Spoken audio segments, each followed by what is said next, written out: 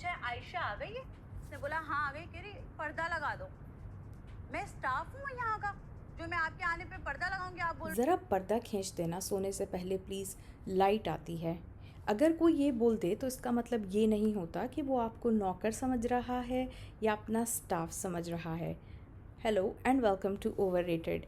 कल की लाजवाल इश्क की एपिसोड देख के लग रहा है कि Ayesha Ijaz was exaggerating a lot of things and she took things out of proportion. Ayesha आ गई है, पर्दे लगा दो। मैं आपकी स्टाफ हूँ यहाँ पे, आपने मुझे नौकर बुला के अपने पास बुलाया है यहाँ पे। पर्दे शायद उसे ये दिखाना था कि मैं बहुत वोकल हूँ and you all should fair me. Ayesha को डिप्रेशन हो गया था तूबा की बातों से। This was the funniest thing. अब जाहिर सी बात है कि आप एक रूम शेयर कर रहे हैं और आपको माइंडफुल होना चाहिए कि there are other people in the room. कोई सो रहा है कमरे में तो आपको खामोशी से अंदर आना चाहिए और बात ना करें तो ज़्यादा अच्छा है। चीज़ें निकालना और बैग्स की ज़िप की आवाज़ तो आएगी, बट अगर इंसान उसको भी ध्यान से करे तो फिर शोर नहीं होगा। It's just that you have to be a little respectful. बहुत अप्रिशिएट करती हूँ फ़ातिमा को इस बात पे कि फ़ातिमा सुबह 6 बजे भी रूम में आती है या 5 बजे भी आती है तो वो इतना स्लाइटली दबे पाँव से आती है और इतना ख़्याल रखती है कि बाकी सब सो रहे हैं, मुझे बहुत आराम से।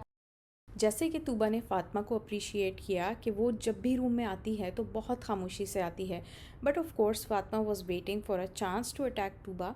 वो पहले से ही हमज़ा गुल से बात कर रही थी कि Tuba is so rude and they all ganged up on Tuba actually.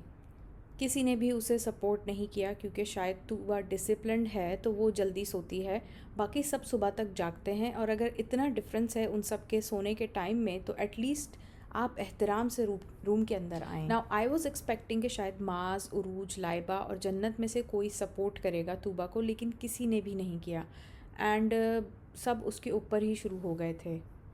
Now let's talk about Tuba. I am not saying कि तूबा वॉज कम्प्लीटली राइट। अब अगर सीन इतना ख़राब हो गया था तो सिचुएशन को डिफ्यूज़ करने के लिए आपको थोड़ा अच्छे से अपोलोजाइज़ कर लेना चाहिए था, not because they all are saying the right things but because आपकी किसी से भी दोस्ती नहीं हुई है घर में, और फिर घर की पॉलिटिक्स भी खेलनी होती हैं क्योंकि सब वोट करेंगे और आपको निकाल देंगे।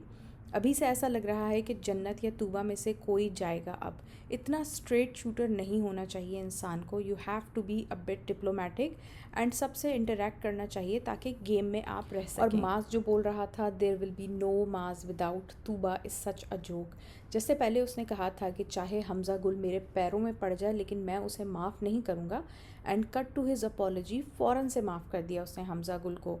तो इस पे तूबा काफ़ी अपसेट थी एंड माज ने तूबा के कन्फ्रंट करने पे बात को गोल मोल और ट्विस्ट कर दिया था। अब आगे देखते हैं कि नेक्स्ट एपिसोड में क्या होता है। तब तक के लिए गाइस टेक केयर एंड अल्लाह हाफिज़।